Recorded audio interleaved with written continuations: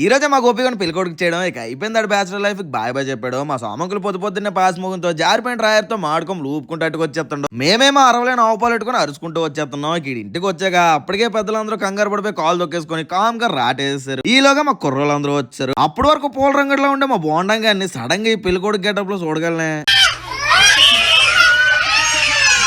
ఇక ఆవిడ హడావాళ్ళు ఉన్నాడని మా తమ్ముడు కూడా ఫ్రిడ్జ్ లో స్వీట్ల సైడ్ వేస్తుండో. మా సోడిపిండి కూడా తాంబూలం కోసం టీ సైడ్ సాపేస్తుండో. వచ్చిన జనాలందరూ పెళ్లి కొడుకుని చూస్తున్నారు. కానీ మేము ఆడి మెడలో ఉన్న సైన్ సేతుకున్న ఉంగరం చూస్తున్నాం. అరే తుప్పా చదవా ఒక్కడ సైడ్ వేసిన చాలు నైట్ కి పార్టీ సెట్ అని చూస్తే అందరూ మాకేసే చూస్తున్నారు.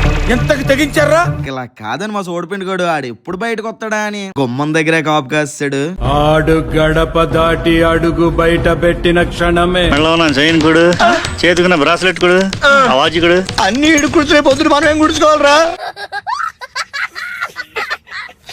भाई लाइक करे, फॉलो करे, शेयर करे।